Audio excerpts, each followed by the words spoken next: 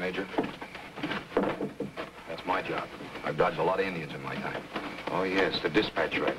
Hey, you'll do fine. You better saddle up. Yes, sir. Hey, Jess? Here. No, I won't need that, son. If I run into the Pawnee, there won't be time for anything but running.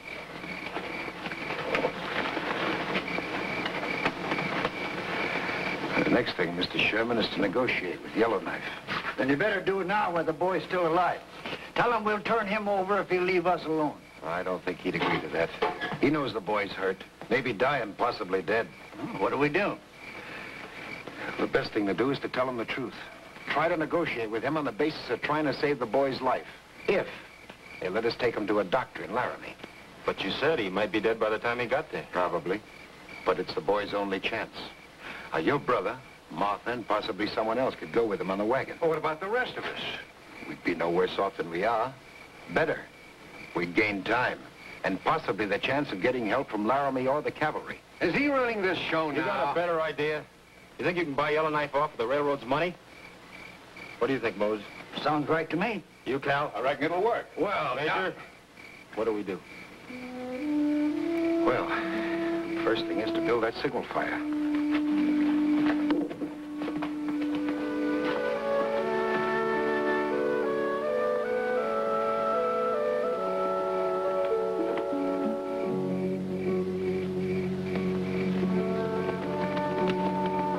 See you later, Andy.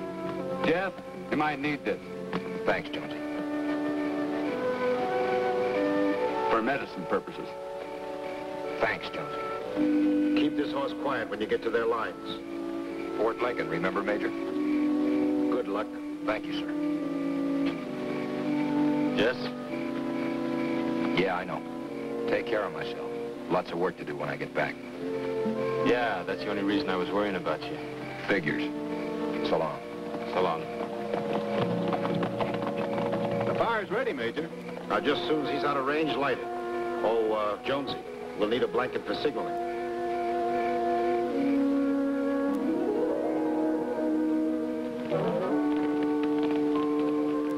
What's more? There they come!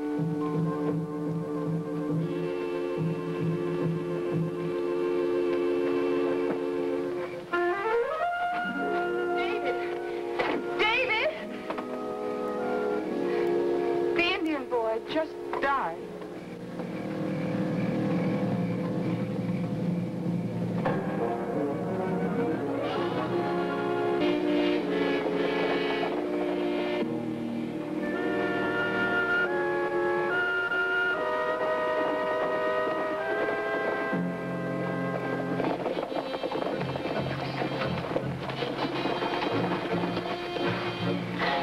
You, Long Eye.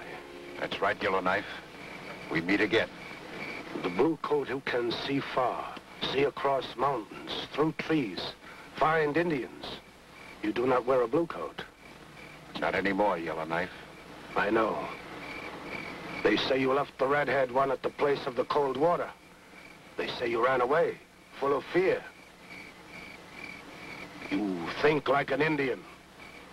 Leave a bad fight, come back to fight another day. The redhead one is dead. You are alive.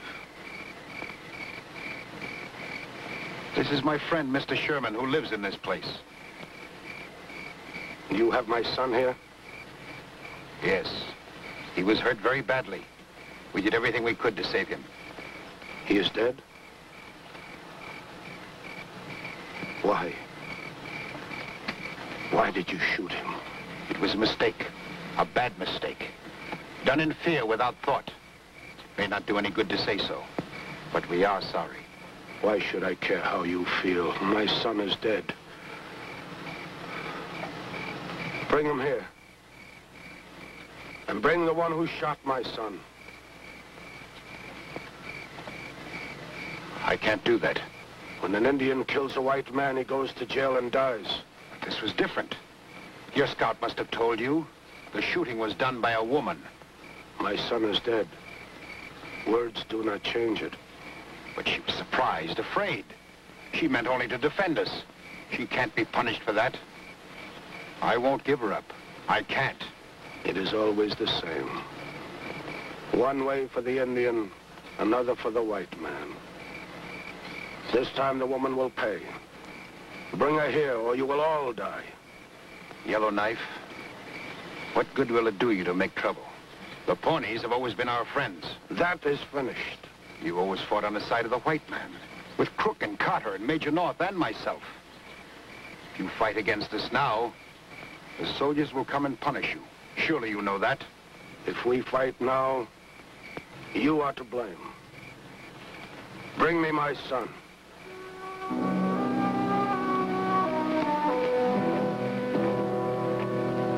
You will stay.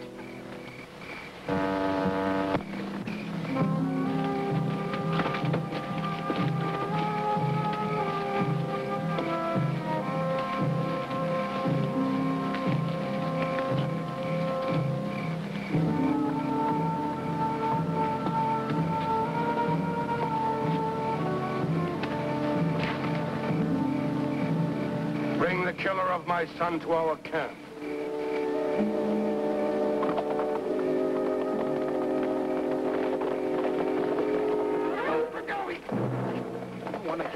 If I could have killed their chief, they'd run like scared rabbits. I could have ended the whole thing right here and now. Is that true, Mr. Prescott? More than likely would have only started the shooting. That's right, Mr. Bigelow. What do you know about anything? It's over now. Let's forget it. He's got you all eaten out of his hand, hasn't he? Bigelow, we need to pull together if we're going to stay alive. I've had more experience. Sure, you've had experience, all right. General Carter could tell us something about that, couldn't he? That's enough out of you, Bigelow. I'm not taking any more insults from a coward. And I'm not going to take any more from you, or be argued out of doing what my experience tells me needs to be done. My life is at stake as well as the lives of others. If they accept my leadership, you'd better do the same. No, I'm not taking any orders from you. I'm not one of your blue coats. What kind of man are you? Can't you see he's right? Who are you to talk, may I ask? What kind of a woman are you? You're making us all risk our lives here on your account. Well, you're just running away from your husband with another man. Major, stop it!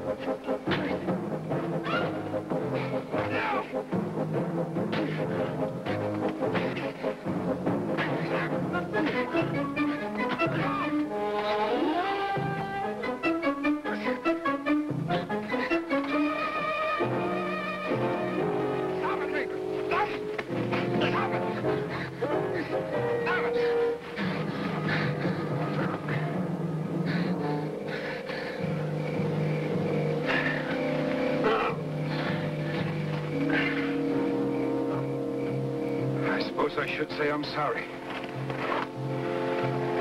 But I'm not.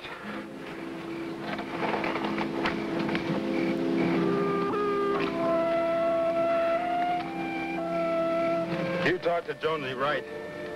He might give you something for your face.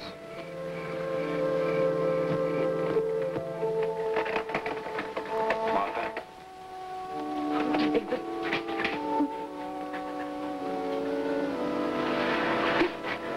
Forgive me. You? Forgive me for bringing you into something like this. I should have known what it would be like. How can you blame yourself? Oh, the blame in this is all mine. It's not going to work for us, Martha. You've got to go back. Go back? Back to what? Give you up, David, the only love I've ever known? No, I made that mistake once. Married a man I didn't love. No. I'm never going back.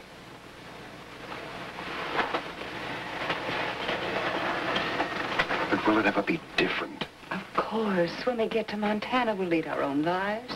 They'll leave us alone. People forget. If we ever get to Montana? Yes.